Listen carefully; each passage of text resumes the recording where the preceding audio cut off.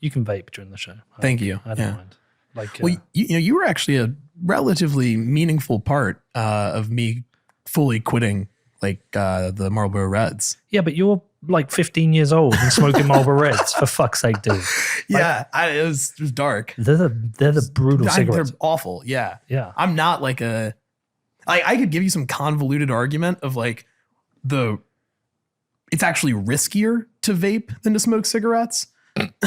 But like, I'm not sure I fully believe it. But the argument is that one of my friends' older brothers is an actuary, really smart guy, went to like MIT, studied math. And so they take these like really complex equations to figure out how long someone's going to live and try to like price in their insurance. And we have enough data because people have been smoking cigarettes for so long. Like we know almost exactly how bad they are for you. And it's bad, don't get me wrong, but it's a pretty like known risk. Whereas vaping, it could be significantly less bad for you, but the upper bound is like way, way higher because people have been vaping for, 5, 6, maybe 10 years. But in some ways, yeah, you could actually say that the acoustic cigarette is less risky than the electronic one. Well, I took up vaping to give up cigarettes, but I used to smoke like 2 a day and then maybe on the weekend, like 10 a day. And apparently the amount I vape now is the equivalent of like 20 to 40 cigarettes a day. God, it never leaves me. Yeah, it's not something that I like enjoy, like it's. Should we give up together? How about this show is the final time we vape and the end of the show we throw them in the bin? I cannot commit to that. I tell you, we'll put them under the tap. We'll spend tonight. We'll be out together tonight. Yeah. So we can't vape. We'll get through it together. How about we do that? Yeah, I am so good at coming up with reasons to not quit. Because, I've quit like multiple times for, anywhere from like 2 weeks to at my longest, like, 3 or 4 months. But now I'm just so busy. Like Bitcoin moves so fast. I've got so much shit going on that every time I start to build up that courage, I'm like, can I afford to feel like a sack of shit for the next like 90 hours? And usually there's some event in the next like 3 days that I'm like, oh no, okay, I can't be going through withdrawal for that. I'll just wait. And then how about we game it? How about we both give up at the end of this show and the first person to crack owes the other person a Bitcoin? Holy crap. So then you've basically, if you're going to smoke again, it's going to cost you $44,000. Yeah. Wow. That's intense. I'm not going to commit to that now, but that would probably get me to quit smoking. I'm not going to give you a fucking Bitcoin. I think that would help me.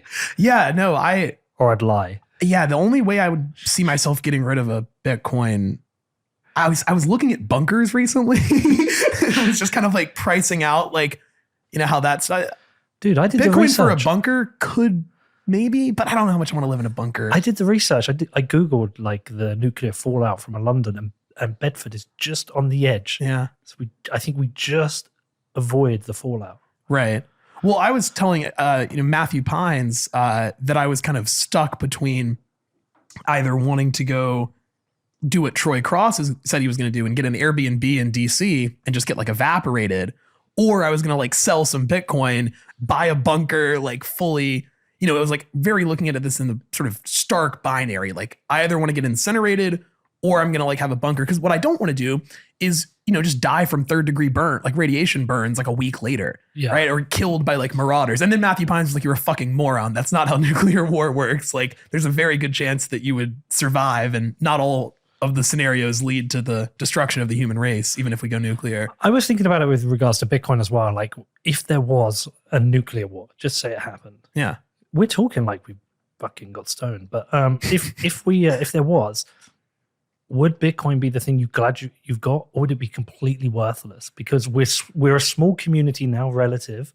If you suddenly went into this kind of like different world where like there's no planes flying, there's limited society, when you're trying to like survive on that, we're like, what are people going to want? Are they going to want stuff? Bullets. Yeah. Tin pineapple. 9mm.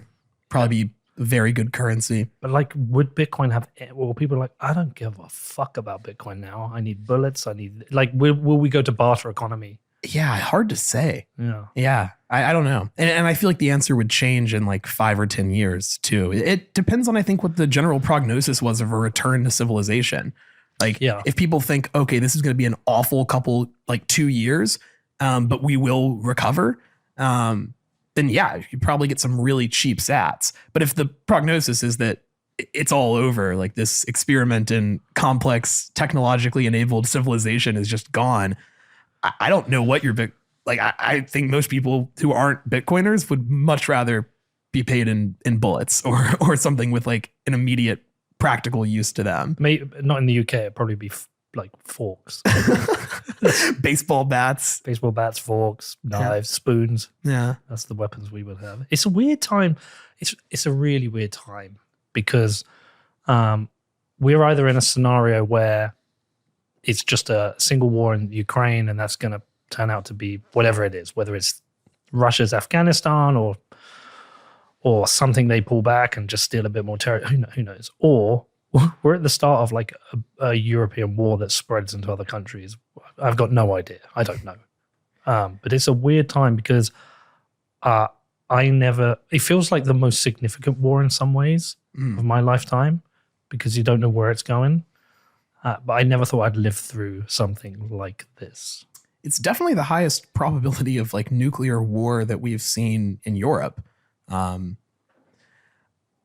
would be I'm like more thinking about cyber right now than I am nukes though. Like my nuke scenario is that if Putin fails to make progress in Ukraine or is even beaten back, like there's a scenario I can imagine where he drops like a tactical nuke, say on Chernobyl.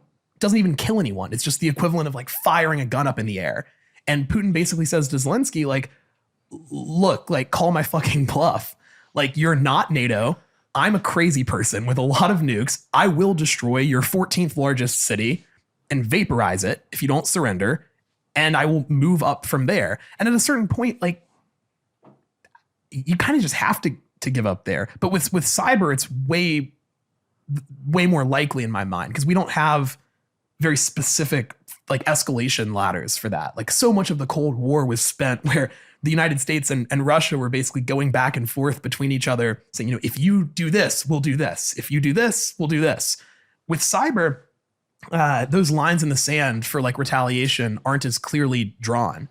And attribution is really tough. You never really know with certainty where a cyber attack came from. So we may see like an attack on our financial system in response to sanctions. And, you know, Putin comes out and is like, oh, I'm so sorry. These random hackers hacked you. Like we should have a joint summit on cybersecurity to make sure this never happens again. And then America is like, no, that was obviously you. And then we respond. And then Russia's like, holy crap, you just cyber attacked us for no reason. And that tree of escalation is what I'm kind of thinking through on like the bad ends of, you know, sort of the spectrum of possibilities, like the bad possibilities. That's where my mind goes. Have you read the book, This Is How They Tell Me the World Ends? Nicole Perlroth, I think her name is. No, I haven't. So that's all about cyber attacks. And it's, you know, interestingly opens, the first chapter is about the cyber attacks on Ukraine back in 2014. We're trying to get her on the show, actually. I want to talk to her about it. That would be cool. But the fact that you're more worried about that and that's her book discusses that is kind of interesting. Yeah. I mean, it's just, I don't know. There's a certain point where I just can't think about stuff like that. Like I'm at the point where I am thinking about like bugging out. I'm not there yet though, right? It's like I'm in the sort of stage of like recognizing that there is a point in the near future that I could see happening where I'm like, all right, I got to go to an undisclosed location in the southeastern United States and chill for a while. It's also really hard to know what the truth is anymore about anything. And when you opine on it on Twitter, any opinion you take, there's people with a counter opinion. Yeah. You know, I mean, I'm pretty certain Putin is a psychopath. Yeah. And I don't think you should be blaming NATO for his decision to invade a country and drop bombs across it. Now, you can say it's part of the process that led to it, but he has still made that decision to invade a sovereign country and attack it. But you get this real massive of replies that can spin you into confusion. It's like, oh shit, am I wrong?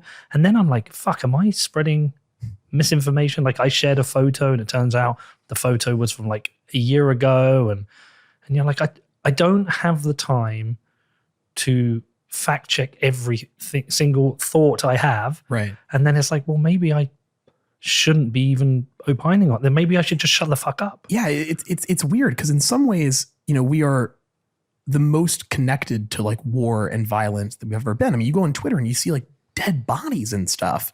And yeah, there's this information overload where you have no idea what's true or what isn't.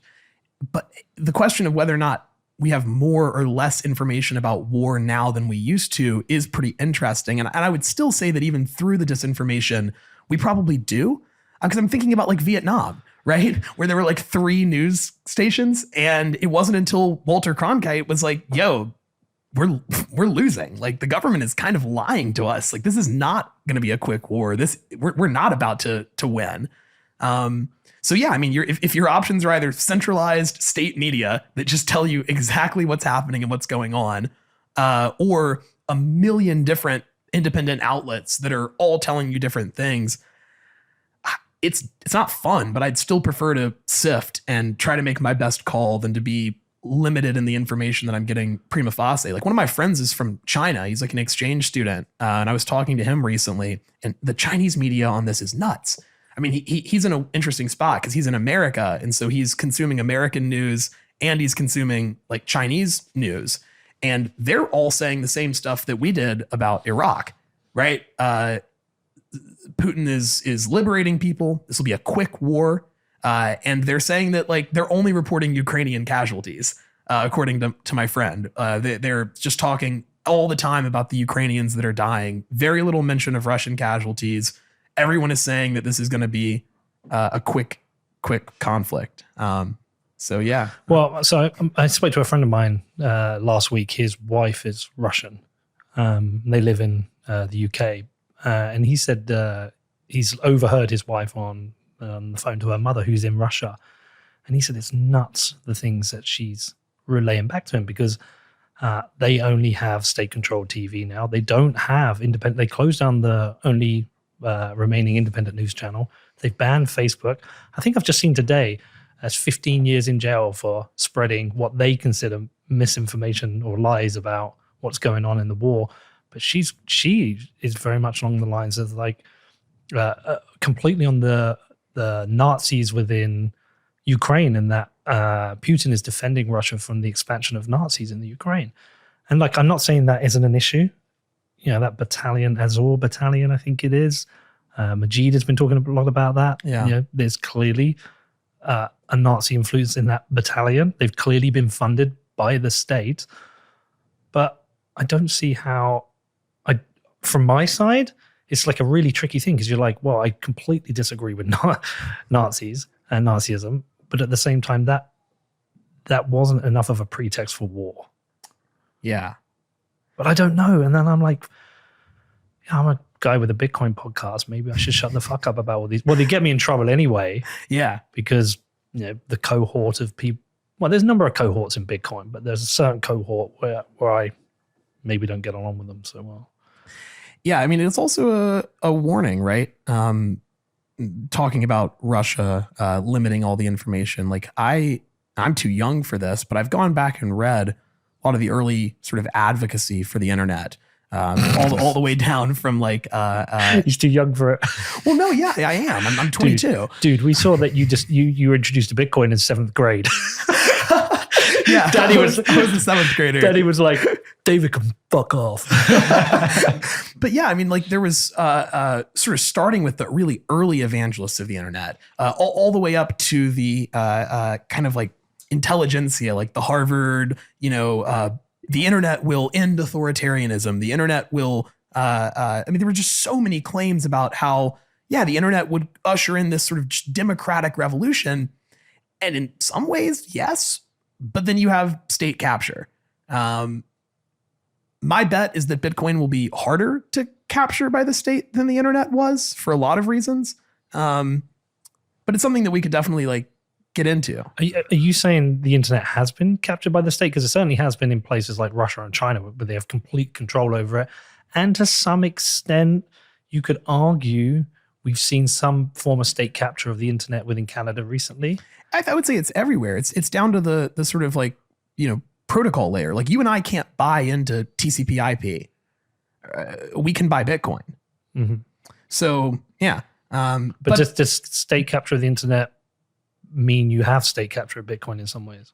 Not necessarily, but if the state can shoot you for tweeting something that they don't like, state can shoot you for making a Bitcoin transaction that they don't like. And I think that's a scary reality. Obviously, I don't want to be super overly broad here, right? There are ways to drastically increase Bitcoin privacy. But if fundamentally, a Bitcoin transaction is uncensorable, it's not going to necessarily protect you from the people that have the monopoly on violence. And like your point, we're seeing that in Canada. So that makes me think, like, are we, like, sometimes in Bitcoin guilty of causing the same problems by not being, like, open enough to free speech? You and I've talked about this. Are we guilty of creating our kind of like own echo chambers and our own forms of like speech restriction by there's a certain amount of kind of attempts at canceling within Bitcoin if you don't follow a particular mindset? But if we're a group of people who believe that this technology, this monetary technology we've created can, solve so many problems in the world, like we want to invite everyone in. Like we've got Margot sat here with us, who I've just recorded a show with. She would be considered somebody on the left who's a progressive. We have people in the middle, people on the right. Should we be having the most wide range conversations possible and looking at how Bitcoin can solve problems across all of society and all of the political spectrum, rather than like, I feel like we are guilty of creating echo chambers. And I say we, as there are certain groups, I would say I try not to do it, but I can be guilty of it. Yeah, I think there's so much that goes into that, right? Because on the one hand, Bitcoiners have been right for a very long time. And so something that I do try to keep in mind is that if you have been criticized, called an idiot, told that you're falling for a Ponzi scheme, told things that to be wrong, not like just on the protocol layer, I can understand why after a decade that starts to build. I mean, you see any criticism of Bitcoin and it's like, fuck you, you don't get it, you're an idiot. And so I do think that is a challenging environment to be critical, not of Bitcoin, but to be cognizant of the flaws, to be cognizant of where there's room for improvement. I think like Odell does a really good job of this, right? Like he is obviously a Bitcoiner, but he doesn't just sit there and say, if you make a transaction on Bitcoin, no one can stop you and like you'll be totally fine. Like he's a huge privacy advocate. And so people like that are good in the space. And I do think that sometimes well-intentioned critique, like to your point, is super important for anything. Zell is great at this. Yeah. Because what I've noticed with him, and there were like lots of these interviews leave indelible marks on me, right? But what I've noticed with Saylor, like he talked to me a lot about focus in the last interview, and I get distracted by just like fucking around and memes and stuff.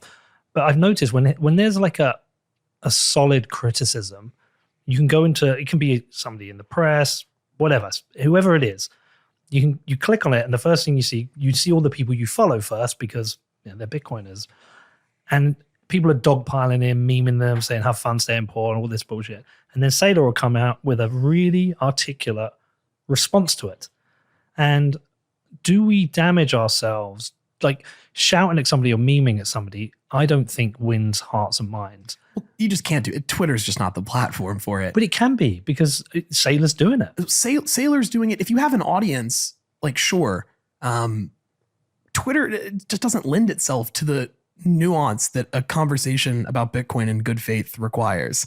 Like the amount of times that I have taken like a debate or a conversation on someone with Twitter, I'll just DM people and be like, look, I am happy to get on a call, get on a Google Meet, get on Signal, get on email. I will like debate this topic until I'm blue in the face, and I will hear you out on everything you want to say, but I'm not going to do it when we're constrained by, and I'm happy if you publish that later. It's not about being out of the public eye. It's just like, I'm not going to engage in a debate with you or be able to engage in a debate with you in good faith if I'm limited to 100 plus 160 characters. Like, well, it's also ridiculous. the reward mechanism of Twitter. You don't get the dopamine hit. It's like, yeah, it doesn't reward you for articulate responses. It rewards you for shitting on people and like dunking on them and winning the art. Like, you very rarely see people turn around and go, you know what, I was wrong. I had to do it yesterday.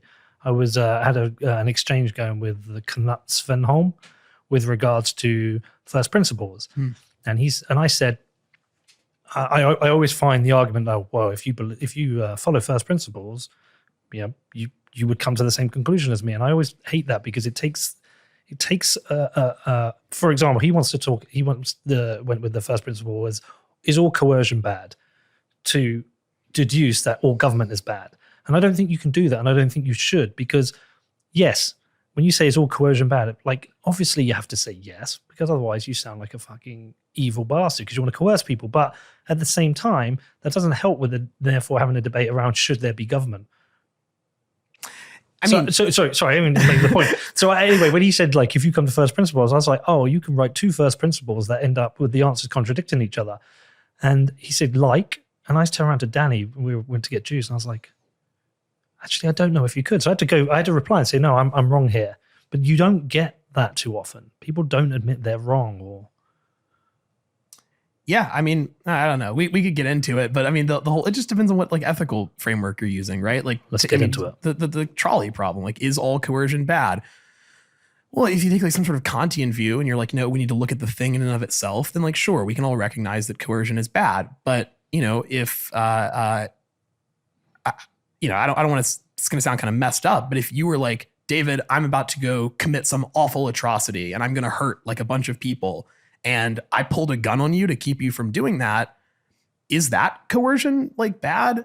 I mean, I don't know. It just sort of depends on whether or not you're like, it's context dependent. And I don't think most people are like strict utilitarians or strict deontologists or whatever. As far as like two first principles contradicting each other, like there's an example there. Coercion is bad. So, you sort of lead down to the state is bad. We shouldn't have the state. What if you also had a first principle that says, when we can save a life, like we ought to? I could see some contradictions there. People might disagree, but yeah, I don't know. Those conversations can just be like really tough. A wonderful example of a conversation I would never try to have on Twitter. Not in a million years. Well, that's why, I mean, I've got myself into shit on Twitter by I happily attack punchy subjects, and then I'll happily debate it. And then Danny always turns around to me and says, like, Pete, why are you doing this? Like, do it on the podcast. Because when you're on the podcast, you get to have the back and forth. You get to articulate your response. You're not restricted by characters. You can explain yourself. There's no dopamine hit. There's no dunking. It's just like, you never have a conversation like this and the other person's like trying to fuck you and dunk on you. Like, it's always a good conversation. He's like, you can be so much more effective than there on Twitter. He says like, you basically can't win on Twitter. And he's right. Yeah. I mean, I would pretty much agree with that. Yeah. I just got dunked on Twitter. Thanks, by the way. Yeah, you're welcome. I did too. It's okay. I got way more dunked on than you. Yeah, well, I just didn't realize. I just forgot how many people love like Joe Rogan and hate you. So like, it was just like a meme tweet. Like, is Peter McCormick the Joe Rogan of Bitcoin? Like, yeah, like we said, earlier, like, you're kind of the stand-in for the everyman. You have a broad range of guests. You let people say their ideas. Like, it's a reasonable question, but I was not at all prepared for the reaction. Cause yeah, people fucking hate you and people fucking love Joe Rogan. Wow. So it was like an attack on Joe Rogan, which was by virtue an attack on them. There are people who hate Joe Rogan as well. Oh, sure. Yeah. And there are a few people who like my show, but look, it's an interesting, look, these are Bitcoiners who love Joe Rogan and like hate me. Right. But and I don't know why. You know, there's a range of reasons they might dislike me. But he's a statist as well. You know, he believes in democracy. He's a voter. He said he would have voted for Bernie. He didn't in the end. I think he voted for what's her name, Joe, the libertarian lady. But like Jorgensen. Yeah, Joe Jorgensen. Yeah. He probably is a little. I'm probably follow the mainstream narrative a bit more, whereas he is a bit more kind of like contrarian. But at the same time, I think he also has lunatics on his show that spread absolute bullshit unchallenged. Like, yeah. You're also representing Bitcoin in a lot of ways. Like, for better or worse, like you are going to be under a microscope by passionate Bitcoiners more than Joe Rogan is, because, I'm sure if Joe Rogan said stuff about Bitcoin that people didn't like, I mean, this community kills its heroes. Like, Joe Rogan would be done. Well, they did Tim Pool the other day because he had Majid on. Oh, yeah. He got some things wrong about Bitcoin, and they were going to said like the crazy stuff about like, if you have 50% of the nodes, you can hard for like it was. I don't remember what It was something along those lines. Yeah, I don't remember what he said. It was like word salad. Like whatever he said just like didn't make any sense. Yeah, I mean, I used to like Tim Pool. I'm not a Tim Pool fan anymore, and I just don't listen to it. I mean, but I think he said some interesting things. I think he gets some other things wrong, but I think it comes back to this point, actually. I think he has been trapped by audience capture, which is something like I massively try and avoid with this show. Despite the fact it really pisses people off, I'm like, I am not just going to follow the hardcore libertarian Bitcoin narrative, because one, I don't agree with it. So it's not authentic to follow it all the time. And secondly, like, I always want people to listen to the show and think, oh, I might not agree with Pete, but I know he's being honest. Audience capture is like, it's there and it's tempting. It's like this show would be a lot less stressful to make if I was just like, yeah, I'm a carnivore. Yeah, everything about government's bad. Burn it all fucking down. But like, I live in a safe country. I live in the UK, like a Western liberal democracy. It's a safe place that people are looked after by the state.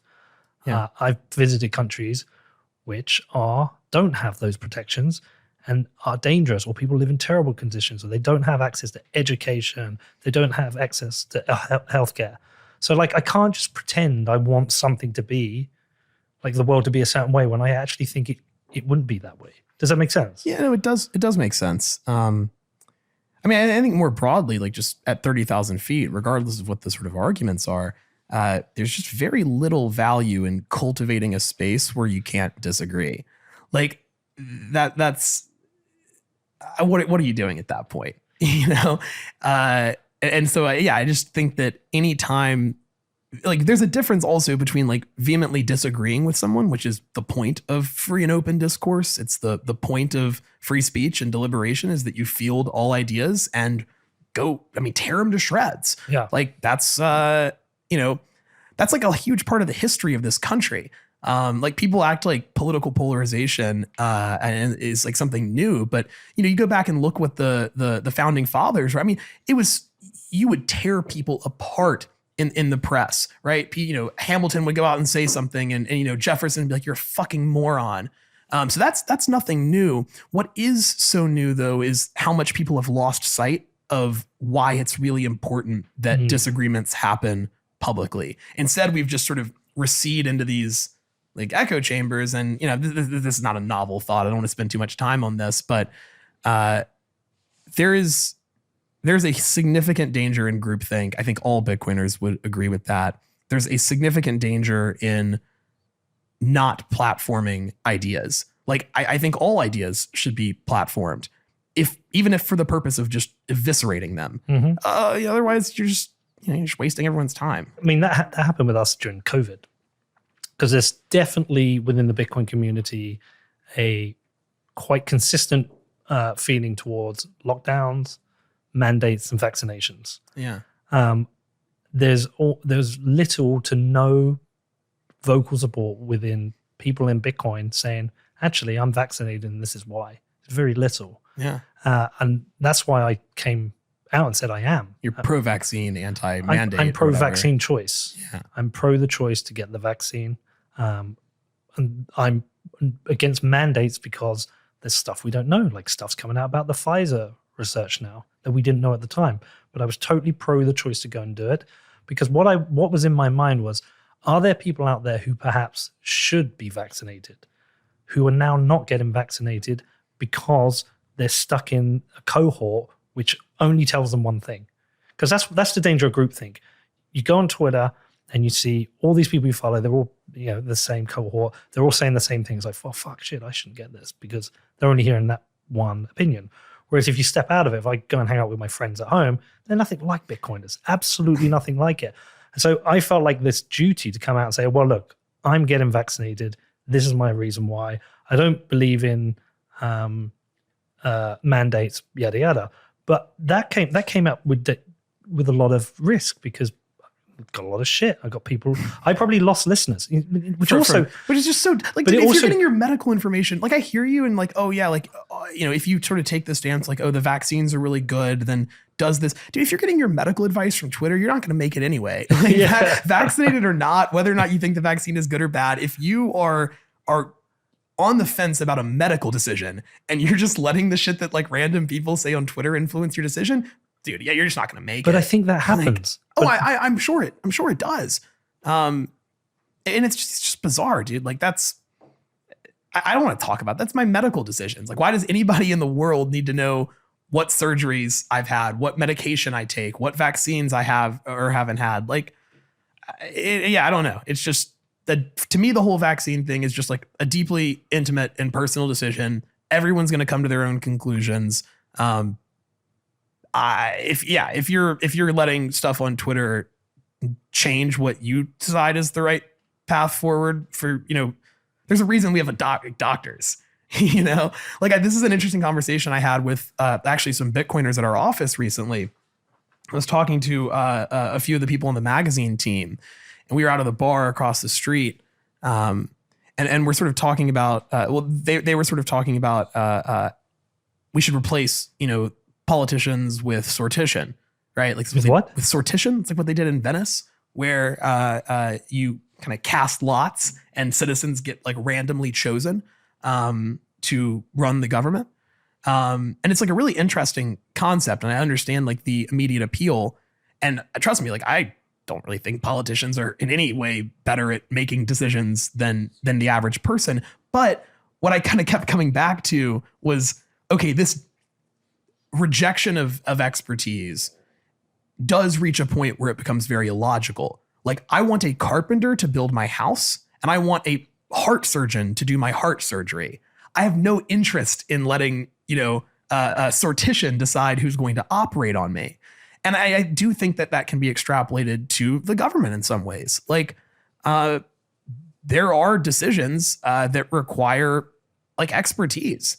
I'm not sort of advocating for some platonic like rule by experts. I mean, we've seen how expertise can be weaponized, how expertise can be wrong, how expertise can kind of just be arbitrary words that rhetorically legitimate the preferences of, whoever's really making the decisions. And it's all just a show. But at the other side of things, like, I'm sure the construction of a highway could be aided by someone who's an expert in studying traffic flows.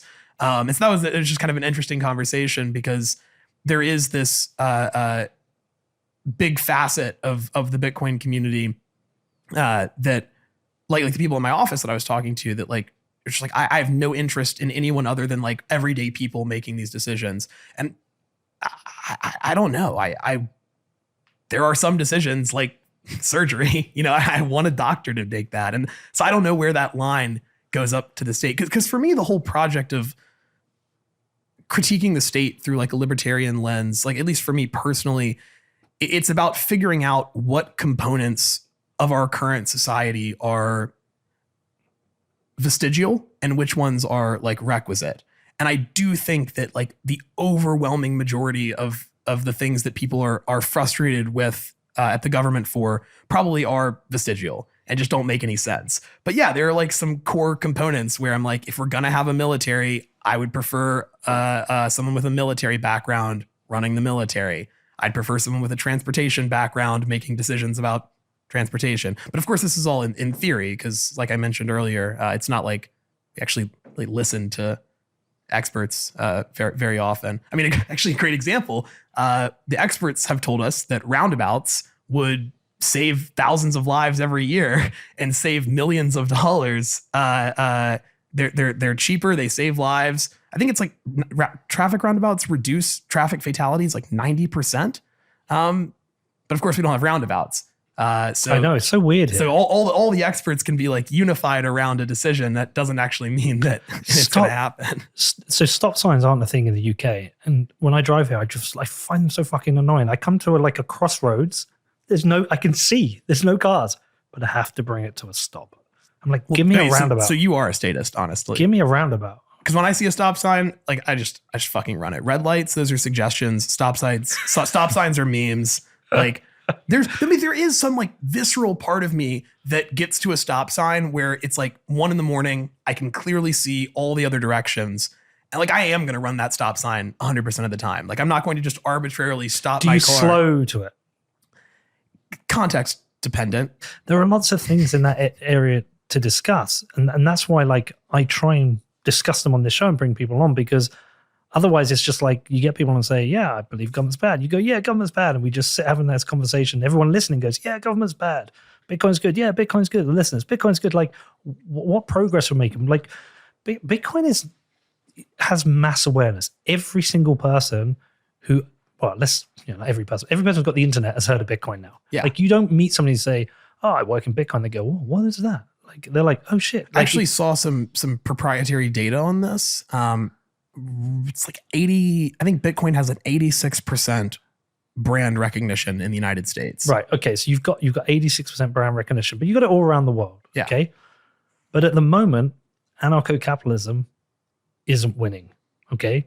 Statism is winning. And that's not me saying in the war of ideas. In the war of ideas, it is winning right 100%. now.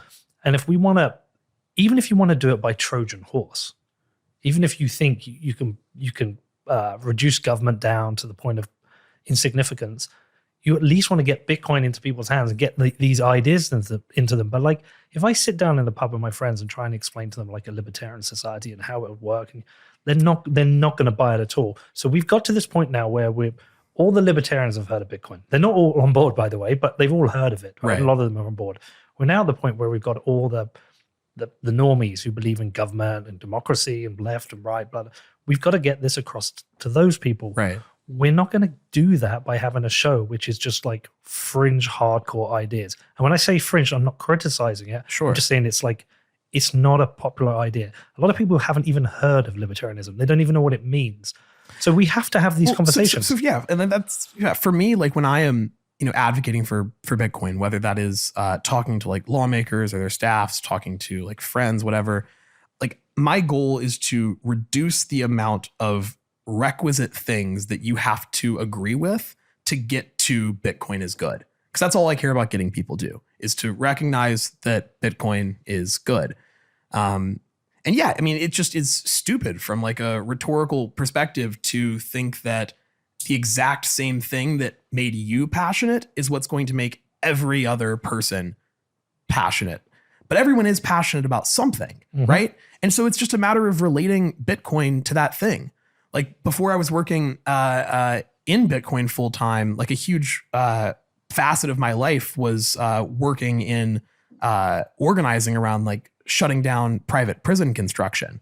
Oh yeah. And yeah, when I moved and started working in Bitcoin, a lot of my friends, these are very far left people by and large, and all my friends were just like, what are you doing? Why do you like Bitcoin? And it's like, I hadn't talked to them about Bitcoin before. And so, I kind of realized like, what's the easiest way I can explain this to you? And I'm like, okay, have you heard of algorithmic policing?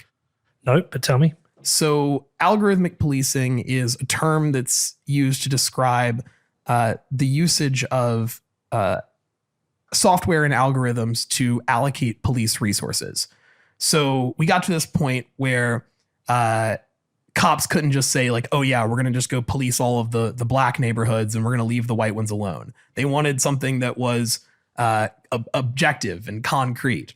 And so we saw the rise of algorithms that would basically predict crime. And so what do? Well, they use credit score. And so credit score, they're saying, we're not over policing black neighborhoods. We're using objective metrics like credit score to determine where crime is most likely. But that's just a data point that codes for like race.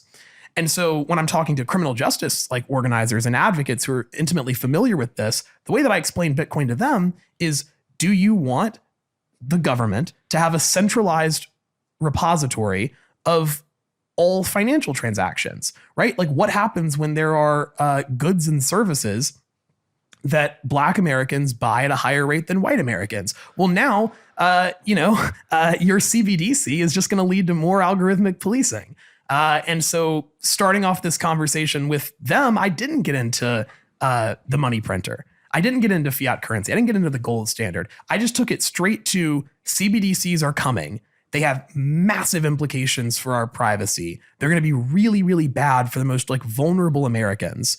And we need Bitcoin to fix it. Same thing with the stuff in Canada, right? Like I was texting some of my friends from the sort of like anti-prison work. And I'm like, look, guys, are you telling me that you can't realistically see a scenario where Donald Trump gets elected and says that BLM is a terrorist group and starts tracking down everyone who donated? Like I tweeted this the other day. It didn't get much engagement. But I said, if Bitcoin were around during the Red Scare, the right would hate it and the left would have loved it. Like cancel culture isn't anything new. We've been canceling each other for a very long time. And it wasn't that long ago that if you were a socialist or a communist, that was a perfectly acceptable political take, like back in the 30s. And then you see the 50s and 60s where socialists are being like beaten, jailed, stalked, harassed. We canceled the left. And so, yeah, that's sort of where I take it when I'm trying to persuade some of these people is like, you can never control who is going to be in the in group. You can never control whether or not your ideas will be the dominant and protected ones. And so you have to kind of choose, like, do you want to sort of put your sail up and hope the wind blows in the right direction?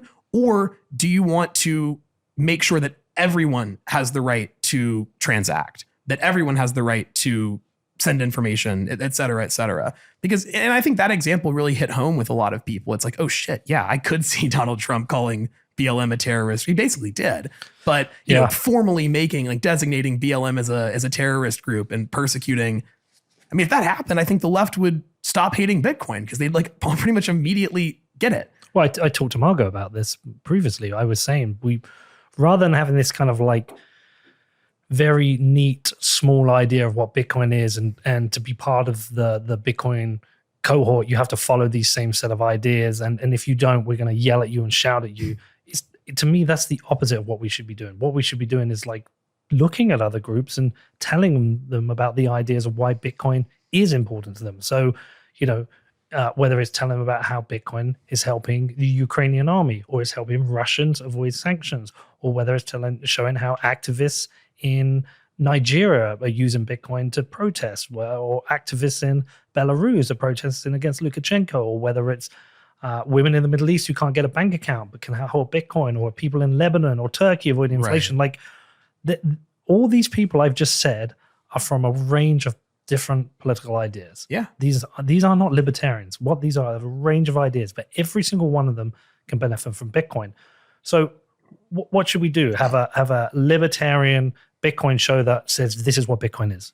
That's all. Or should we have a show which is like, here's the range of ideas globally that exist, and here's how Bitcoin can help these different use cases.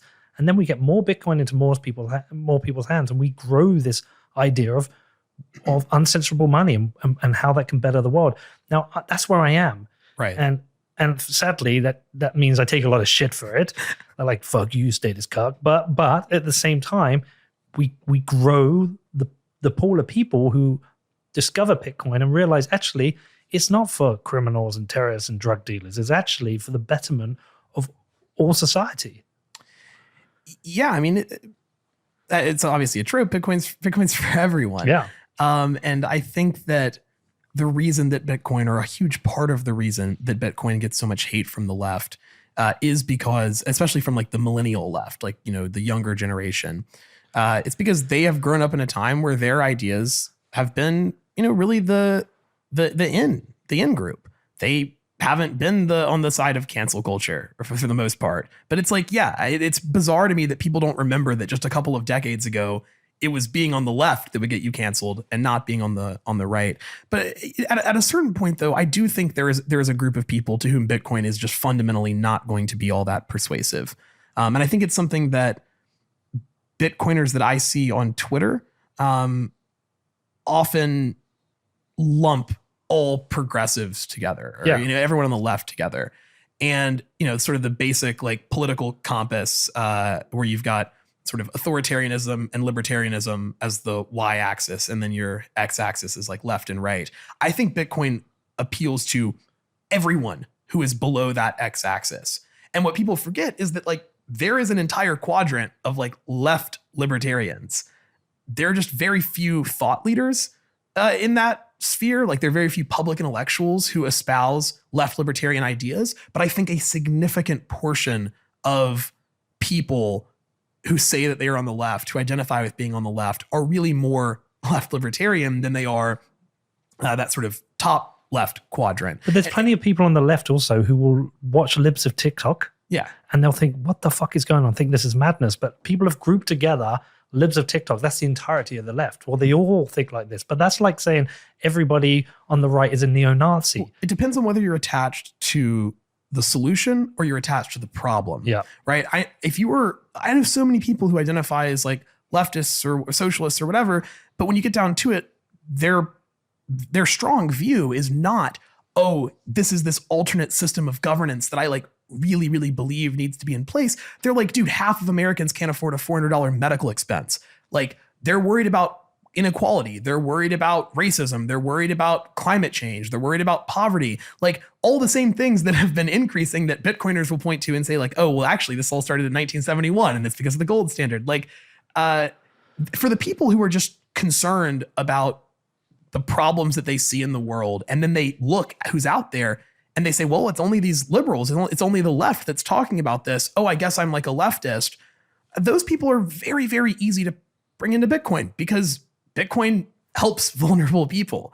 But I mean, if you are like super, super attached philosophically to centralized, like a centralized state, like, yeah, I mean, I'm not going to spend too much time trying to like orange pill those people, but we shouldn't write off everyone who's on the left as being like incapable of being reached, because that's the counter argument, is that you say, I'm trying to broaden Bitcoin's appeal. Other people will just tell you, well, like, why are you even bothering? Like, those people don't deserve Bitcoin. Like, you know, you get it at the price you deserve. Like, you're never going, or you're never going to be able to persuade them, which again is just like not true. I know it's not true, and I can tell you why it's not true. So, perfect example, there was one week, and it was kind of by design, but 2 consecutive shows. We had Laura Loomer, followed by Anita Posh. Ooh. So you've got like total conservative, followed by a total progressive, right?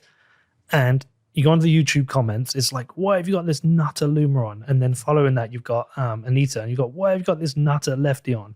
And this inability for some people to accept that the world is made up of different people You're with in the different ideas. Perfect spot, Peter. If you are getting attacked by both sides, that's when you know you're right. Oh no, but I am. 100%. But it's like there's like this inability to accept the world is made up with a group of different people who have different ideas.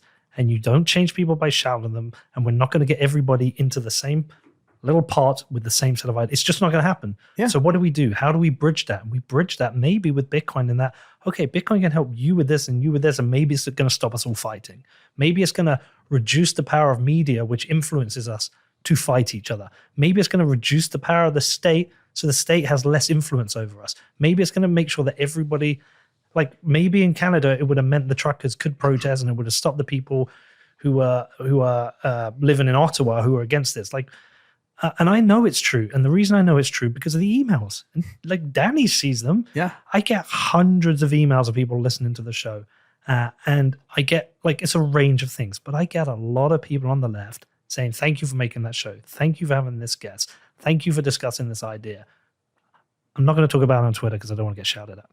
So I know it exists. There's a So we should be having these conversations, And not just going, no one's ideology is like internally consistent. no. Like that's the thing. It's like people expect giant groups of people to all share the same beliefs when like 99.99% of people don't even have internally consistent beliefs. And I'm not saying that, like, myself included.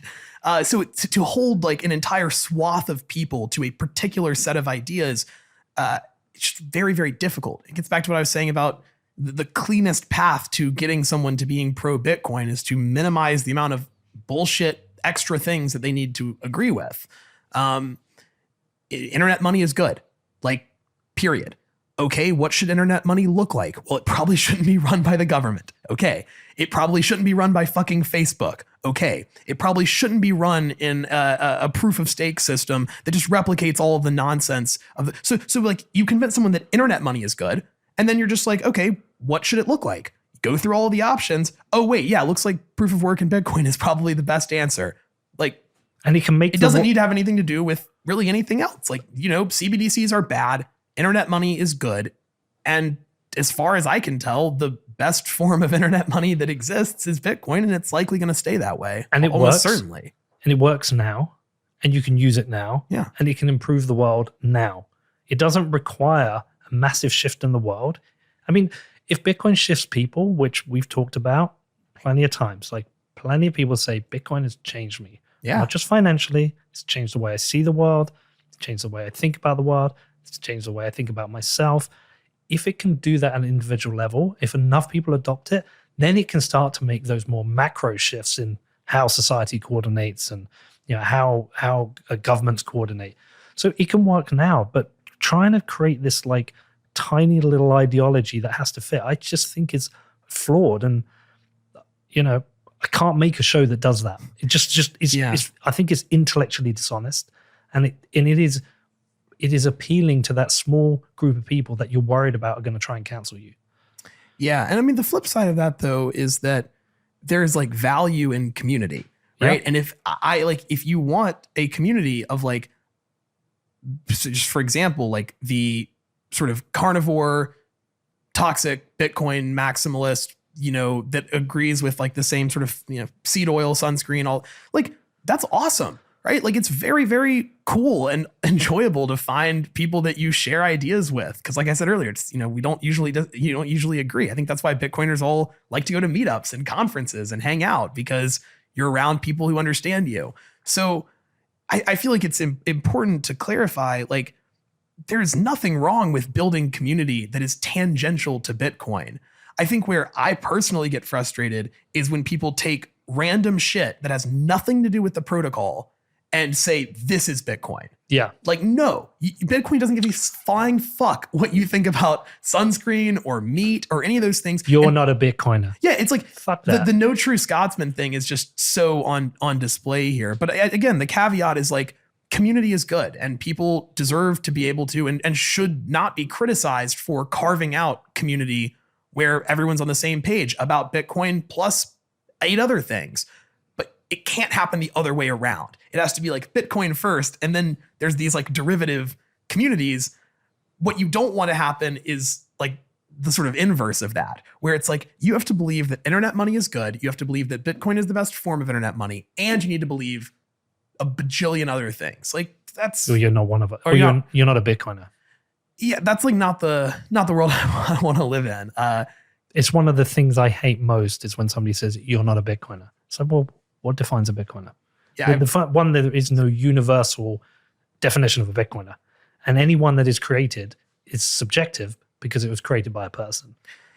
yeah, I just wholly, like, I was talking about that Hal Finney quote earlier, right? This is like in 1990. This was like 15 years before Bitcoin, 10 years before Bitcoin. And Hal Finney was like, look, the notion that we can recede into technology and ignore sort of everything that happens on the social layer is absurd. Like, he said, you know, we have to win political victories to win our privacy.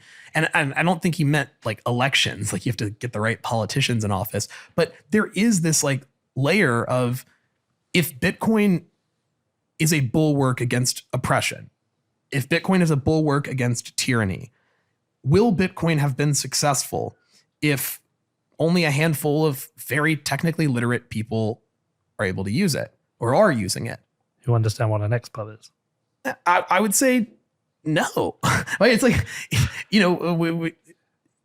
if there was nuclear war and like Joe Biden and all the US senators survived in a bunker, like, would that be a victory? Like, no, I think everyone should have a bunker. I think everyone should have Bitcoin. And so if you believe that Bitcoin is good, and you believe that Bitcoin is not just good in the abstract, but good for people, that it does something useful for an individual, it's kind of like a really unempathetic take to just be like, oh yeah, Bitcoin is really important and you're going to need it to protect yourself, but fuck you. I hope you don't buy it. Like, you shouldn't have it because, we don't agree with things. Like, Bitcoin's a lifeboat. And I don't think anyone should be arbitrating who gets to jump in the lifeboat while the ship is sinking. Like, I don't know. That's kind of where I come at it from.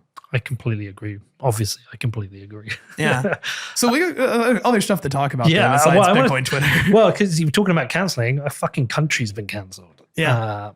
Which is fucking unbelievable. Like, a country has been cancelled, which has got these horrible effects to it, whereby like, right. And there's like so many parts you can debate about it. Like, are sanctions good? Are they bad? Is it right in this scenario? Who says this is a just war when actually we did even worse in Iraq? Are we hypocrites? Yada, yada. But it's a whole debate itself.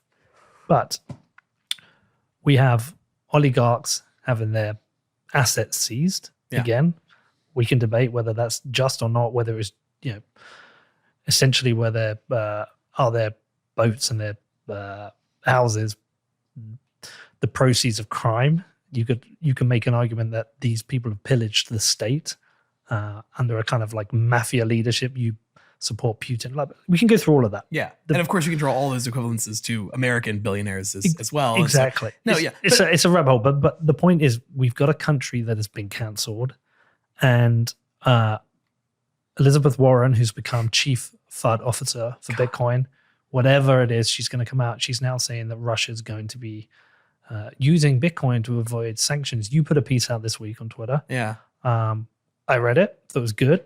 I'm not sure if you were subtweeted, but Marty Bent made a point about if you think Russia wouldn't use Bitcoin to avoid sanctions, you're an idiot. So like, there's a counterpoint to it. I feel like I should, get into greater depth here. And since definitely. I'm in Austin, I'd like to talk to Marty about this, because Odell texted me too, and he was like, "Do you really think like Russia won't use Bitcoin to evade sanctions?" And my answer was like, well, sort of yes and no, but like you have to take a step back and like first sort of understand like what the goal of sanctions are. In this instance, sanctions are designed to cut off Russia's economy from the rest of the world, A, and B, to punish Putin and his cronies. So in other words, to keep capital from coming in and to keep certain capital from leaving. When Elizabeth Warren says that Bitcoin and cryptocurrency are going to be used by Russia to evade sanctions, it's important that we bifurcate like what that means. Like, will Bitcoin allow some Russian oligarchs to get money out of the country? Absolutely. That being said, it's probably going to have to be money that they had in offshore accounts that weren't tied to their actual identity. Yeah, absolutely. It's also going to help the 144 million people that live there. It's the only way for them to get their money out of a currency that's collapsing. So it's like when Elizabeth Warren says we should ban cryptocurrency from all Russians, what she is looking at her constituents with a straight face and saying is that 140 million people deserve to have all of their money taken away just so that we can make sure a few billionaires don't get some of their money out of Russia. And that actually is one of the most just anti-empathetic, anti-humanitarian. I mean, it's nuts. Well, the people they're trying to punish are the ones who'll be able to, they'll be fine anyway. Right. But to Odell's point, to Marty's point, I do not think that Bitcoin is going to be the tool, at least now, that Russia, for example, denominates its exports in. And this is sort of in the infographic, and there's a lot of reasons like why. I think the most easy to understand reason is that sanctions are enforced on the social layer as much, if not more, than they're enforced on the rails layer, right? These sanctions apply it doesn't matter whether you're sort of paying for things in seashells or in Bitcoin or in Mickey Mantle trading cards. You are not allowed to transact with Russia. So you're not going to transact with Russia if you are worried about inspiring the ire of the West. You are going to transact with Russia if you don't care. And at the point where China and Russia have developed alternatives to SWIFT, like CIPS, where China's rolling out the digital yuan, where Russia has massive stockpiles of yuan and gold, the people who want to buy stuff from Russia are going to buy it. And maybe they will use Bitcoin, maybe they won't. It's not like Bitcoin is the limiting factor, though. The limiting factor is the wrath of the West. And so, no, I don't think that Bitcoin is going to, and then you can get kind of the technicals of it, right? Russia does $440 billion of exports a year. So daily, that's like $1.2, $1.3 billion going into Russia every day. I mean, if Russia said, hey, we will sell our oil and sell all of our exports in Bitcoin, Bitcoin would probably moon, to the extent that there were countries and states that are willing to pay for these things. But yeah, I think, even the US Treasury came out and they sort of said the same thing. So it is crazy. Elizabeth Warren is really, really showing her colors here. I was a long holdout on her because I was like, this environmental stuff is, if you don't know anything about Bitcoin, very persuasive, right? Our counter response requires a lot of understanding, but the critique is very easy to understand if you care about the climate. Bitcoin uses a lot of energy, uses as much energy as some country, super wasteful. And so I did kind of hold out on Elizabeth Warren, thinking okay, maybe this is just a pet issue for her. And to be fair, if she hasn't engaged with high quality information about Bitcoin, whatever. But now, it's become, she wrote a letter to Treasury telling them that they need to take a closer look at the role that Bitcoin's going to have in undermining sanctions, after Treasury was like, yeah, we're not that worried about this. and if anything, I would say that Bitcoin in some ways makes US sanctions better. The reason why is that a large goal of sanctions are to decouple an autocrat or a tyrant from their population, to create suffering, so that people no longer want that leader in charge. When does that ever work? Well, yeah, empirically sanctions have failed 95% of the time. And yeah, saying I'd like to get into that in a second, but the point here is that if you do sanctions in a way that punish everyday Russians, you are going to do the exact opposite. You are going to give Putin something to rally behind. He's going to be able to point to all of the suffering that's going on and say, this isn't my fault, this is the West's fault. And so rather than having the intended effect of decoupling a population from its leader, if sanctions are done so punitively, in this instance, not allowing everyday Russians to take their money out of rubles and put it into Bitcoin or put it into dollars or whatever they want to put it in, I can guarantee you that it's going to not only be a humanitarian crisis, but even if you are, pro-sanctions, pro-America, and you want sanctions to be as effective as possible, you probably want Bitcoin to exist. And I'm not just saying this. This is a core stated tenet of US sanctions policy, is that they need to be done or should be done in a way that avoids the appearance of just kind of undue suffering, deliberately causing undue suffering to the average person. So Elizabeth Warren is simultaneously advocating for the creation of one of the worst humanitarian crises we'll ever see, and advocating for making sanctions less effective, all because what? She wants to keep some billionaires from getting... No, she just hates Bitcoin and is just a liar. At this point, I volunteered on her campaign, when I was in high school. I think Elizabeth Warren's bright, and there are things that I agree with. She was really prescient about pointing out some of the ways that our financial system is just rigged and stupid. I know, she should understand Bitcoin. Yeah, but now with this, it is appalling to watch Elizabeth Warren and progressives openly and proudly call for the mass suffering of everyday Russians by banning cryptocurrency. And yeah, there is no room there's no excuse, right? Treasury has come out and said, yeah, we're just not that worried about Bitcoin facilitating the evasion of sanctions. So yeah, to Marty's point, I think where he's probably coming at it is saying look, you're an idiot. Bitcoin, this is the whole point of Bitcoin. Bitcoin doesn't give a fuck what you do. True, but nation states have militaries, right? And again, sanctions work on the social layer. So will Bitcoin be a way of evading sanctions on a Rails layer? Yes, absolutely. Like if Russia gets completely cut off from everything, if China backs away, like, yes, Bitcoin will be a very dependable way of getting money into and out of the country, but only with the people who are willing to break the law, only with the people who are willing to violate the stated policy of the people that have the monopoly on violence. And so And we know who that will be. Exactly. So I don't think that Bitcoin is a means of like nation state level evasion of sanctions, because it's the social layer that's what makes sanctions work. It's not just cutting people off from those tools. Like, well, Iran and China will trade with Russia because they don't care. Yeah. China pumps, who do you think supplies all of North Korea's oil? Yeah, but and people who operate corporations in the US are not going to trade with Russia because they don't want to end up in jail. Yeah. I mean, it's kind of very simple. Yeah.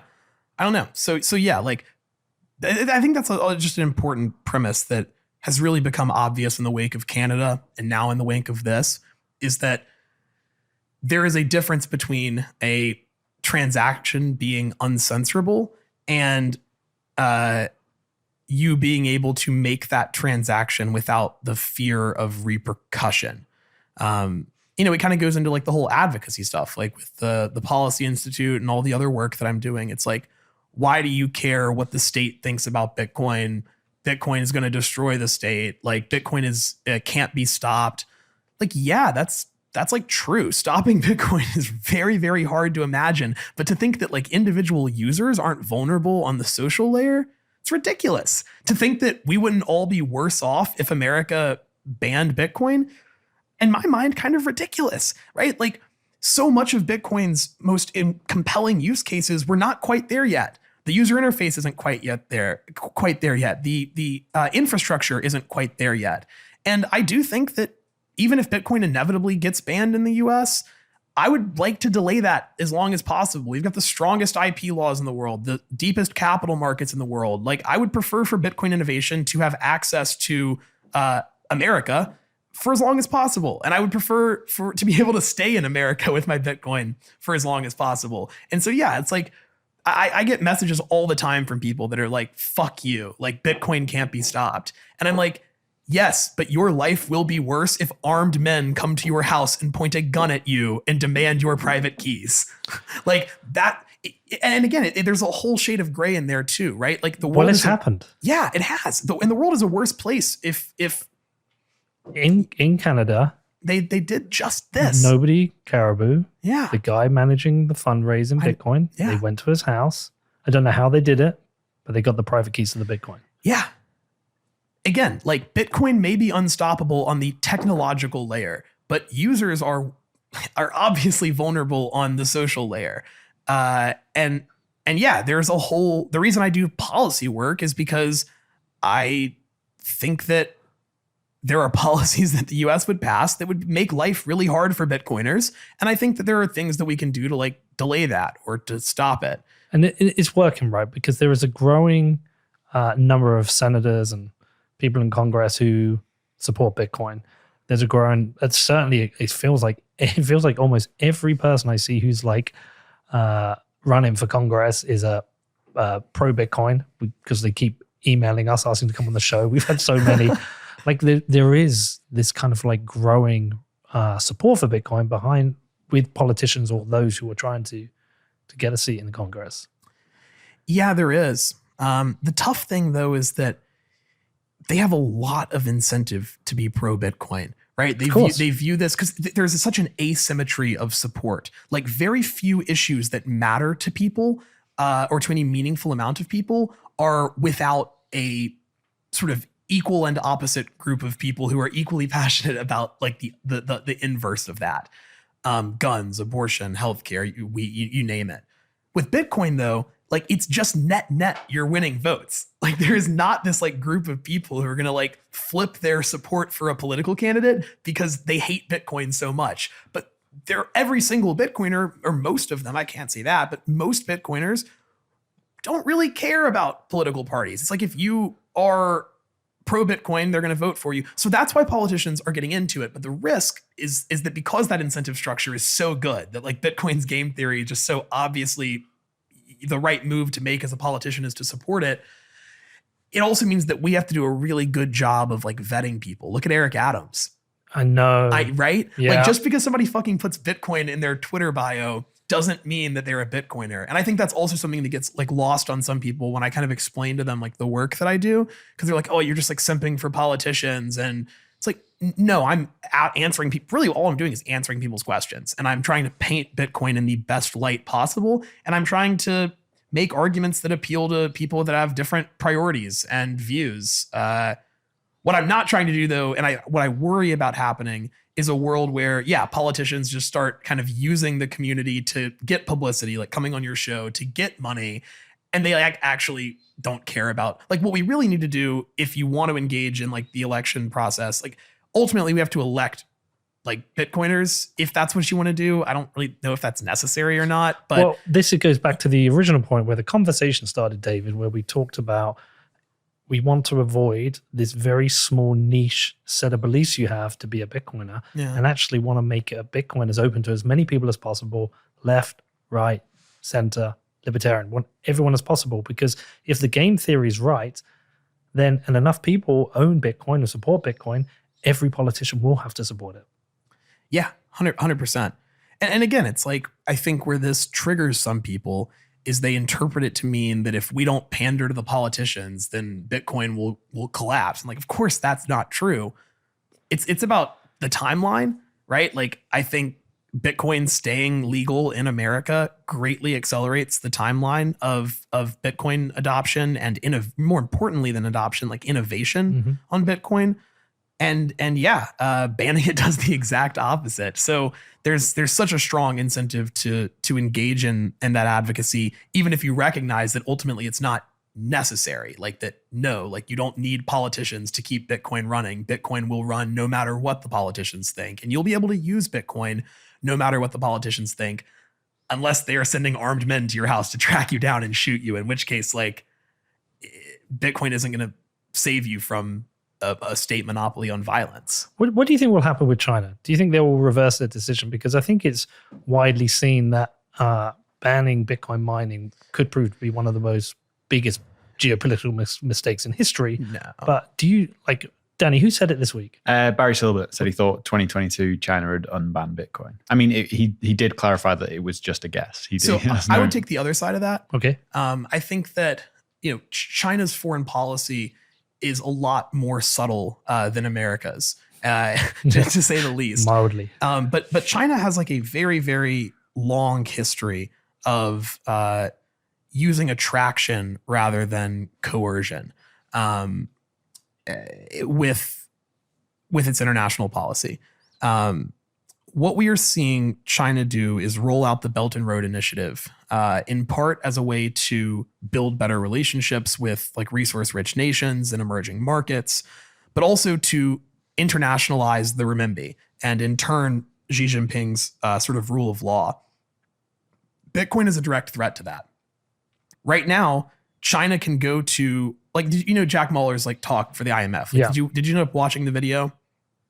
The actual video. Yeah, I've seen it. So what he talks about is how, so many people, like, we always say like, oh, it takes 3 days to settle a legacy payment with like Swift or Fedwire. It's like, well, that's if you're lucky, right? One of the things that Jack gets into is how correspondent banking has declined 20% over the last decade, with those declines concentrated in Africa, in Latin America, in a lot of the countries that sort of need it the most.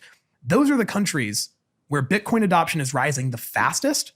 And those are also the countries where China is engaging in all of these dollar-denominated lending agreements in. And so in many ways, China, it's a sales pitch. Like China has the perfect sales pitch for their CBDC right now, because they can say, hey, you're actually like, look at the West, they're failing you. These banking relationships are going away and you need to conduct cross-border payments. Use our digital yuan. And if the choice is between the legacy system and the Chinese central bank digital currency, those people are going to pick the Chinese CBDC every single time, even if it means like privacy trade-offs. Then enter Bitcoin. If the choice is between Bitcoin or DCEP, the Renminbi, digital yuan, whatever, well, it's a clear choice. Why would I want to use a Chinese currency when I could use Bitcoin? Unless you get a massive loan from the Chinese government.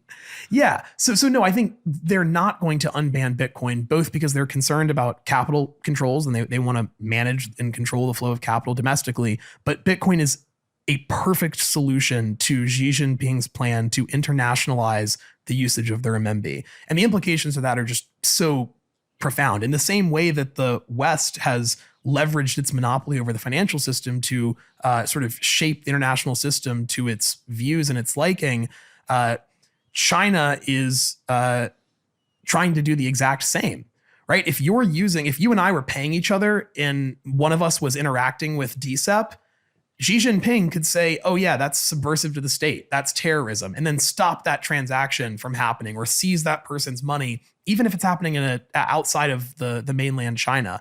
They recognize how important this tool is. Like, if you control the rails of finance, you control the world. And Bitcoin, kind of like Balaji was tweeting about this, like how Bitcoin, and I don't know if he said non-aligned movement exactly, but something that's been on my mind is, yeah, Bitcoin allows people to make the choice to not be controlled by America, but also to not have to go in turn be controlled by an authoritarian regime. So at the point where Bitcoin is the perfect solution to so many of the problems with the legacy payment system, especially in emerging markets, China has a very, very strong incentive to hate it and to not want it to spread. But do you not think on a long enough time frame they still have to concede if Bitcoin wins? Yes. When Bitcoin wins? When Bitcoin wins, I don't know. I just like I have no idea.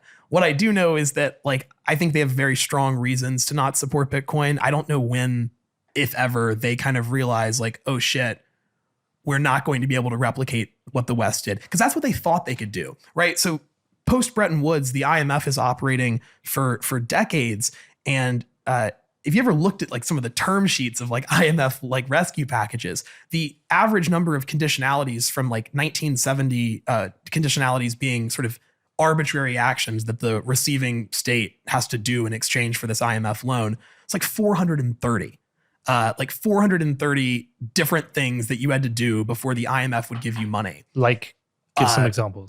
Austerity, sort of slash social spending. I mean, in Brazil, like one of the conditionalities I remember reading was like building soccer fields. It's just random stuff. But the point is, when you're the only game in town, you're the only people that can give a nation state level loan, you have a tremendous amount of leverage. So what does China do?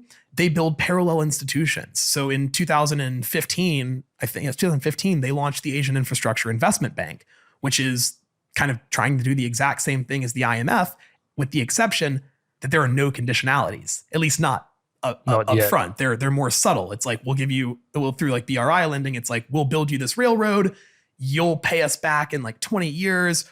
But if you can't pay for it, and by the way, we are going to structure this agreement so that you won't be able to pay for it, don't sweat it. You can just like give us your oil, or you can just give us your cobalt mines. We'll take your port. We'll take your port. But once China started doing the same thing as America, except no strings attached, IMF conditionalities got massively eviscerated. I think now the average number of conditionalities on an IMF loan is like in the 30s or 40s. And frankly, Bitcoin, and so yeah, like what China's strategy is doing makes sense, because they're like, we're creating this market competition to this monopoly that is America, and we're going to be more attractive to the consumer, and we're going to take this power that America has built. What they don't understand is that Bitcoin is doing the same thing, but it's better than both of them. And so in the world with Bitcoin, people have to ask themselves, is this Chinese currency better than Bitcoin? And they're always going to say no. If in a world without Bitcoin, they're just going to ask, is this Chinese currency, digital currency, better than what I'm using now? The answer is probably going to be yes. So Bitcoin just kind of played the same game that China is trying to, but earlier and better. And I don't think China's quite realized that. But there aren't any loans, really. With Bitcoin? Yeah. No. There aren't loans at all. But the you can argue that Bitcoin's better for the people, but for the government who has the option of going to China and getting a huge loan to fund whether it's internal projects or fund corruption, there's an inflow of money that comes into the government, but there isn't with Bitcoin. Yeah. I mean, the implications of that depend on what you think hyperbitcoinization means and like the timeline that happens. Because there's a difference between Bitcoin being the global reserve currency and Bitcoin being a niche asset. There's a difference between Bitcoin being the global reserve currency and America buying a bunch of basically buying enough Bitcoin so that they can just replicate fractional reserve banking with it. So can they? I don't know, probably not in practice, but like in theory, I mean, Bitcoin would moon, but America probably could just buy all of the Bitcoin with the US dollar, with the dollars that it's printing. I mean, at a certain point, the dollar. But they can't really. I don't want to say like blanket no. Will they? No. Could they? I don't want to write off that possibility. You should have Dr. William Luther on the show and talk to him about it, because it's not something that I've spent much time thinking about. And I don't have a super nuanced or like strongly held opinion, but he has thought a lot about it and went on a Spaces with Bitcoin Magazine recently and was talking to, who was it? CK and some of those guys. And he was getting into this whole theory of how the US government could buy enough Bitcoin or all of the Bitcoin and then just start like basically debasing, like pegging the dollar to Bitcoin and then just changing the amount of dollars. Like he has a whole thesis behind this. It just doesn't sound like you can't buy all of the Bitcoin because everyone has to want to sell. And if they start buying a lot of the Bitcoin, the price is going to moon and maybe some people will sell, but like it becomes, and then the hodlers just become the new like rulers of the world if America tries this strategy. But it becomes very obvious that someone's trying to buy all the Bitcoin and it just makes it too expensive. I mean, Michael Saylor's trying to buy all the Bitcoin at the moment. Yeah, so that is pretty dumb, actually. I don't buy that one.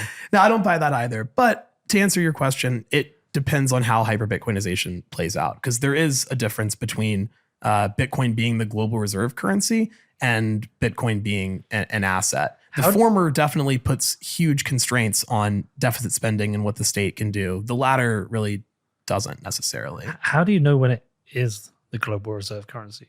What is the trigger where you go, yeah, we've reached that point? I don't know. Is it oil priced in Bitcoin? Is it oil priced in Bitcoin? Is it dollars like pegged to Bitcoin? Is it Bitcoin being the most most traded in currency? Like there's a lot of metrics that you could use. Is it the most like widely held reserve asset by other central banks? Like I'm not sure which single indicator would mean like Bitcoin is the global reserve currency. Because I think what's more likely is that we're just going to have multiple, like you saw on Twitter, like Powell said this, like, hey, what do you think he meant by that? I think it's like, we're fucked. Like, but do you think he's given a nod to Bitcoin, or do you think he's talking about the digital yuan alongside the dollar? I think he might be, because the digital yuan or the yuan is only what, like, I'm trying to remember. I read a chart a couple of weeks ago and it was like, the dollar and the euro together are just under like 80% of global payments. And then beneath them is the pound, which is just over 5%. And then beneath that is the yuan, just under 5%. Obviously, Bitcoin's further down the line. But I don't know if we're looking at a world anytime soon where the yuan is like part of the global reserve. So it's a nod to Bitcoin. Yeah, I read it as a nod to, at the very least, the recognition that we're rapidly transitioning into a multipolar world, that it isn't just the American show anymore. Well, if they know they're fucked and they're looking at alternatives, then it would be better that it was Bitcoin than the digital yuan. Oh, absolutely. And I would guess, I've said this before, I would guess without any actual evidence that per capita, the majority of Bitcoin is owned in the US. So if Bitcoin becomes a global reserve currency, we stand the most to gain. Yeah, right? Exactly. As long as Bitcoin companies are here, the state is like extracting tax revenue at a disproportionate rate to the rest of the world. If miners are here, then, you know, we have a lot more to get. So yeah, like there's almost this like light version of the Cantillon effect, which is like, if Bitcoin is more in your country, you will benefit more than other countries. And I do think that's kind of the end game that American leaders are going to have to recognize, is that we can't kill this. And if we ban it, we are just boxing ourselves out of the benefits. And oh, wait, maybe if we actually like promote Bitcoin here, maybe if we do things that will keep Bitcoin capital here, like preventing bans on self-custody, like making sure that everyone has the right to run a node or use a coin join. Like, could you imagine like I if it can't was like imagine a coin join. enshrined in law that was like, you will have like the unalienable right to use like a coin join? Well, at a certain point, those are the types of things that you may have to do if you want to retain even just a fraction of the kind of seniorage that you were used to having before. And so, yeah, the game theory is like, you want it here, because otherwise you're not winning. You're just like hurting yourself. But it's a defensive move as well, in that it's, if you know the dollar's fucked and the dollar can't remain the reserve currency, it's a defensive move to try and prevent it being another one controlled by another country. Yeah. That would be fascinating, to the point where it's like, we're going to war over who has more hash rate. actually worth fuck, man. You gotta have Lowry on here to talk about that. Yeah, I've been meaning to do that, but like, gotta get him in person. Yeah. Gotta get him set opposite me. I mean, his thesis is like wild, but I mean, I think we did just kind of arrive at like a tenet of his thesis, which is that like, if there is such a benefit to having Bitcoin happen in your country, people will go to whatever lengths are justified by that benefit. So it would be a wild time for the Fed or the US government, whoever, to turn around and say, we believe Bitcoin is the global reserve currency now, and we are backing this. that would be nuts. I mean, for every cypherpunk and developer who 2000, well, actually prior to the invention of Bitcoin, were working on the projects before Bitcoin, and then worked on Bitcoin, and then put up with all the shit and the ridicule and the abuse year after year To have it all play out. And then we would have the opposite problem, Peter, which would be, okay, how do we stop regulatory capture? How do we stop America from controlling like the US government from controlling 51% of the hash rate? But there's Like, no incentive for them to do that. no, there's not. But I do think a world in which America embraces Bitcoin, we've got to make sure that embracing isn't just a Trojan horse for increased state control. But if they have the most to gain from Bitcoin becoming the global reserve currency, they have the most to lose from a 51% attack. Yeah, that's true. But they're going to try to create a world. Like, even if they like buy into Bitcoin, I do think the government is going to, they're not going to be orange pilled enough to know that like the best way for this to work is for like, no, they're the US government. They're going to try to, they're going to try to ban or restrict self-custody. They're going to try to create strong incentives maybe on the other side to not self-custody your Bitcoin. They're going to want to make sure that it's like AML, KYC'd. Like it's just important to note that like there is government action and embracing of Bitcoin that's good, but that can also be a way to sneak in government action that's really bad for Bitcoin. And oftentimes when the US government says that it's doing one thing, it's doing the exact opposite.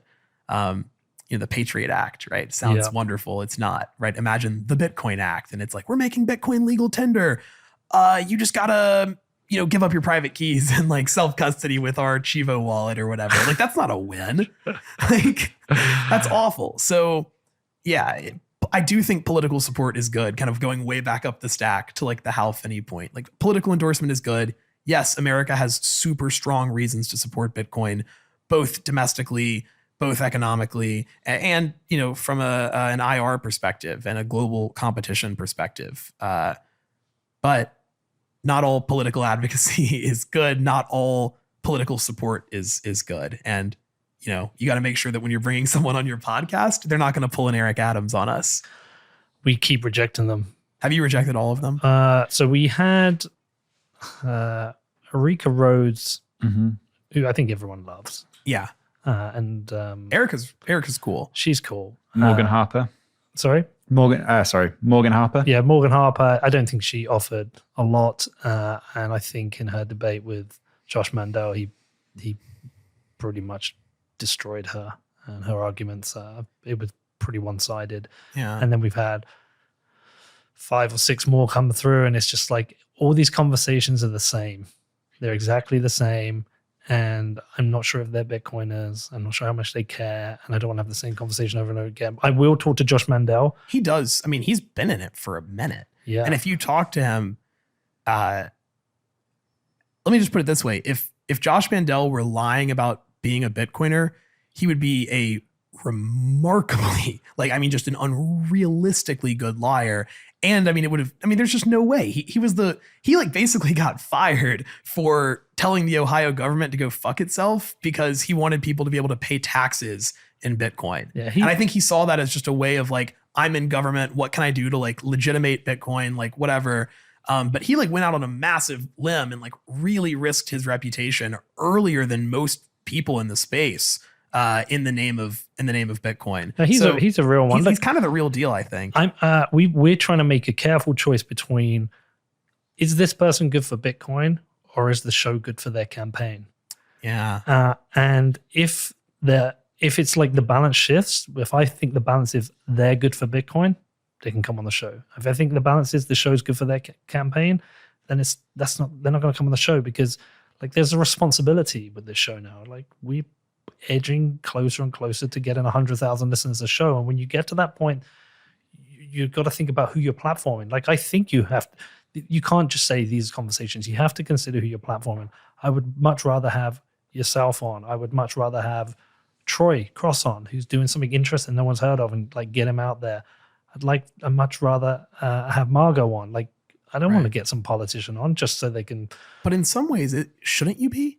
Because if you're getting these politicians on, you can just grill them. What if you said, yes, you can come on my show, but I'm going to ask you questions about Bitcoin? Because the thing is, whether or not they come on your show, like we mentioned, politicians are going to start putting Bitcoin in their bio more and more. They're going to start making appeals to the community more and more. And so, how is it that we're able to kind of say, well, our gut tells us that Erica is good. Our gut tells us that Josh Mandel is actually a Bitcoiner. In some ways, that there's value in having them come on here just to see what they know and show that, because I think you can tell if you're asking a politician, why is it you support Bitcoin? What's your favorite thing about Bitcoin? You start asking some of these questions and I think it could be a sort of a litmus test for has this person done their homework? I don't want it to be my job to litmus be. test these politicians. There's a scarcity to show appearances. We make 13 shows a month. We could make 130 a month based on all the people who write to us wanting to come on. And if we're right, every show would be a politician. Well, yeah. So who do I think who can move it forward? I would have Ted Cruz on, even though it's not somebody historically I've been hugely impressed with. But dude, he gets recently Bitcoin. He does. Talk about it. It's nuts. I heard him talk in Texas at the Texas Blockchain Summit or Texas Blockchain, whatever. It was nuts. He was good. Hearing a U.S. politician explain. I was sitting next to Nick Carter, actually, and Nick kind of had the same reaction. He was just holy shit. But he's good for, I see him having influence and being good for Bitcoin. So he can come on the show. Of course, I'd love him on the show because there's a whole bunch of people who will listen just because it's Ted Cruz. Yeah. A bunch of people aren't going to listen because it's Morgan Harper because they've not heard of her. Right. So really the show's then about her and does she bring anything to the table? And she doesn't. I've got 13 slots. I think Troy Cross brings something to the table because he has a thesis around Bitcoin mining that can grow Bitcoin, grow awareness of Bitcoin, and trend us to more greener forms of electricity generation. I absolutely love that. We get Margot on. Margot isn't the most well-known person. Been behind. Should be a lot more well-known. She should be. And we get to talk about ideas for progressives. And that's new and interesting. So progressives might come and listen to the show and learn about Bitcoin. This broad group of people that can grow Bitcoin use cases, express Bitcoin use cases, and ultimately grow Bitcoin. That's what I want. So no, we're not going to have every politician who just writes to us and says, oh, I'm a Bitcoiner. We're just not going to do it. There's no interest in it. It's for the same reason when somebody contacts me and says, I work for so-and-so wallet. Can I come on your show? No, because it's not a product show. Yeah. It's a conversation around macroeconomics, Bitcoin, governance, all these things that we want to make the world a better place. They're the conversations. So fuck these politicians. I mean, you're doing it right. Like if you go back and read a lot of the early like cypherpunk writing, like Timothy May, Eric Hughes, like Eric Adams. gosh, Fuck that guy. Yeah, like Hughes, like Finney. The whole mantra was always like cypherpunks write code. But if you go like, I've just been sort of deep diving through a lot of this stuff because I frankly, admittedly, hadn't read it all earlier. I've sort of been texting Aaron Van Weerd. I'm like, send me every cypherpunk writing that you can that in any way relates to advocacy or like political work. And often what you see is like these message boards or these texts, and it's like, what should I do? And it's like, if you can write code, build. If you can't write code or you don't write code or you're not building, like advocate, educate, spread the word. And so, again, like there's this view that we can just recede from the world around us into technology. And that if we just build these cryptographically enabled technological solutions, we can just ignore the social layer. We can just ignore the real world. And like, yeah, no, you're the real deal because you're like, no, I want everyone to be able to have Bitcoin. And for now, that might mean convincing people who haven't been convinced by the dominant Bitcoin narrative that Bitcoin is good. And that doesn't mean that they're bad people or that they're unredeemable or that they shouldn't have the same protections that we're giving ourselves with Bitcoin. Everyone deserves that. And it also means maybe sacrificing and losing part of the audience who won't agree with ideas I'm sympathetic to. I sacrifice them because I want to bring new people in. And we religiously check the stats every single month, every show. And we aim for the maximum number of downloads, but while giving as much opportunity to voices on this podcast. So we won't have someone because we think there'll be a low number of downloads. We won't have someone because we don't think they add to the conversation, right? Yeah. But if we, when I publish numbers and I say we've done 20 million downloads or we did 1.5 million this month, someone might look at that and go, all you care about is the numbers. And our reply is, yes, but the reason I care about is because I want these messages and I want these conversations in front of as many people as possible, because then I can sell BlockFi ads and buy a Lambo. No, but seriously though, if people are looking at your show and they're saying the value of this show is the extent to which it lines up with what I already believe, then they're morons. Like what are you, there's 24 hours in a day. How much time are you really going to try to spend trying to just hear people regurgitate the things that you already believe back in your face? Like, How do you grow as a person? How do you move through debates and decision points as a community, as a country? Like, I don't know. If we're free speech maximalists, you should be happy that you are hearing ideas that make you pissed off. If not just for the sole reason that you can take them and publicly like eviscerate them. Like every time someone has a bad take about Bitcoin, what ends up happening is that the people will go and the ones who say, fuck you, go kill yourself or whatever because you hate Bitcoin.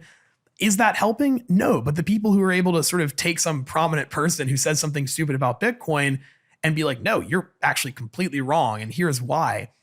Like, there's a huge value in that. Even if you're not convincing the person, like, I bet there are Elizabeth Warren followers who have maybe changed their mind on Bitcoin, not because of the top comment being HFSP, but when the top comment is like a well-reasoned, like thought out response, which a lot of times it is, because there's so many Bitcoiners who dedicate time to shouting into the wind. It seems like there's so much value in that. You need to be exposed to shit that makes you mad and to shit that you disagree with, because if there's not this public exposition of ideas and counter ideas and arguments, you're just a sheep, and you're just hooking yourself up to just whatever stream of information you want. And it's a drug. Well, so tomorrow we're recording a show with Marty Bent. Yeah. I invited him on because I said to him, I said, I've got a great idea for a show. We do the same job, kind of. Fundamentally kind of have the same job. Who's interviewing who? Oh, I'm interviewing him. Right. He wouldn't have me on his show. I don't add enough value for his show, but we essentially do the same job. He has a Bitcoin podcast. I have a Bitcoin podcast, but we come from fundamentally different angles at a lot of different topics. And I think there's reasons for that. I think it's you can go towards the Jonathan Haidt thing, that the righteous mind, that like why some people are more conservative, why some are more progressive. I think culturally, I'm from Europe, where we certainly are more collectivist, whereas the US is more individualist. There's a bunch of things we disagree on.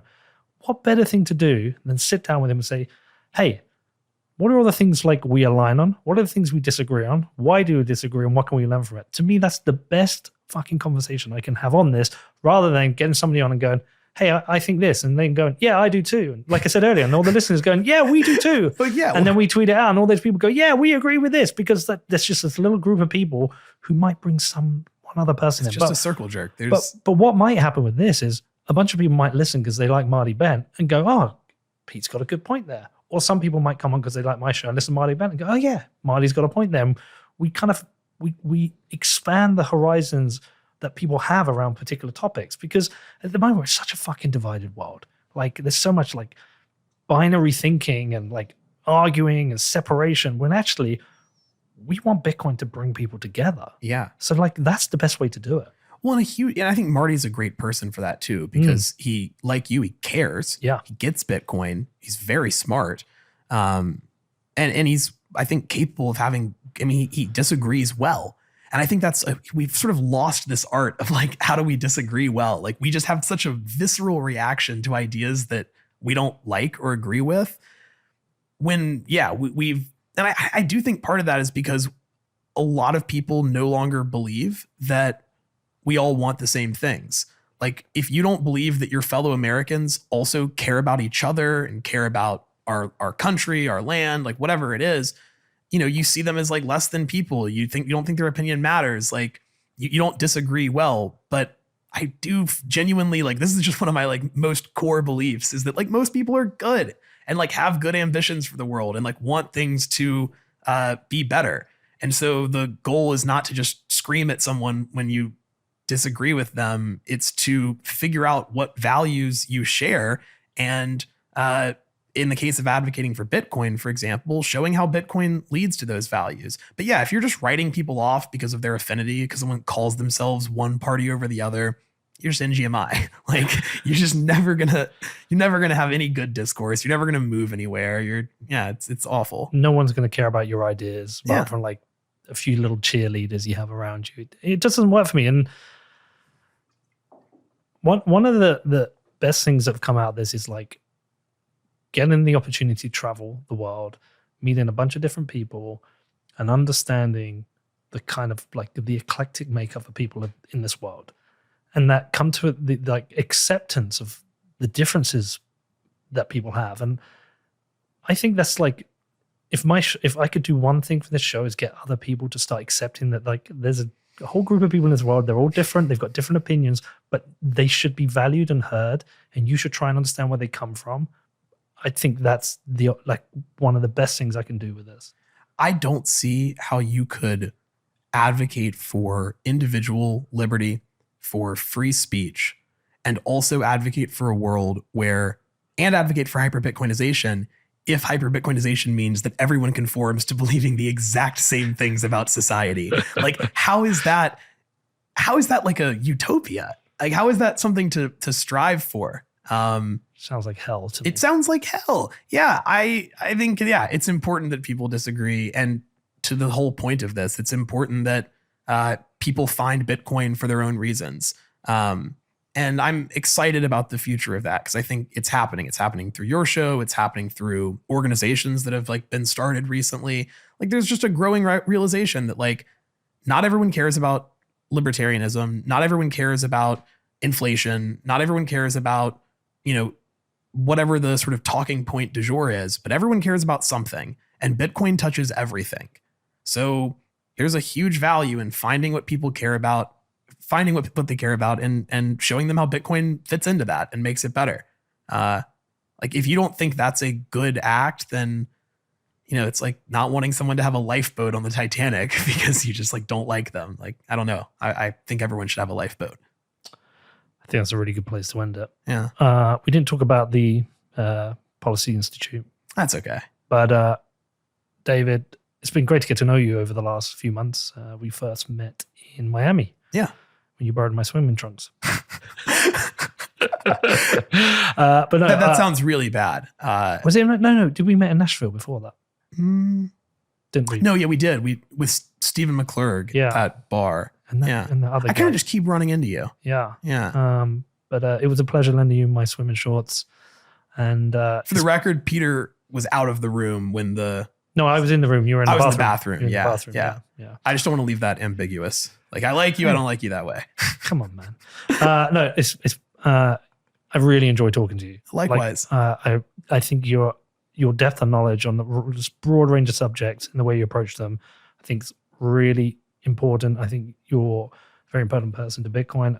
If I can do anything to raise you up so more people spend time talking to you, then I'm glad to do it. You're welcome back on the show at any point. And just keep doing what you do. Like, I think it's fascinating. Tell people where they can follow you, though. I guess Twitter. Fuck your Twitter. It's followed by morons. Yeah, I mean, if people want to see some of the work that I'm doing, go to btcpolicy.org. That's kind of the think tank that we've sprung up over the past few months, with the goal of kind of doing a lot of what we've talked about on the show, just like presenting people with good information about Bitcoin, connecting with journalists who have questions about Bitcoin, like taking this view that not everyone is an enemy of Bitcoin. A lot of people just don't get it. So yeah, we're just trying to arm journalists, policymakers, and just like regular people with stuff that addresses their concerns about Bitcoin, stuff that explains why Bitcoin is good from as many different perspectives as we can. So yeah, that's at btcpolicy.org. You can check that out. Or my Twitter. It's just my name, David Zell. All right, man. Well, listen, keep crushing, stay in touch. We'll keep bumping into you everywhere we go. And look, I'm sure we're going to do this again very soon, brother. And we'll keep deluding ourselves into thinking that our mutual accountability will end our nicotine addiction. Why don't we do it now? Let's put them under the tap. You want to do it? I'll do it if you do it. Just right now. Like, literally, we'll go and stop right now. All right. Let's like just water, just Like, destroy them. destroy them. You got a pool right there too. I mean, then we have to get them out of the pool. We could just put it under a tap. All right, let's put it under a tap. Let's do it. Or tomorrow. Anyway, We can end listen, it there. we'll figure this shit out. All right, man. Keep crushing. Thank you.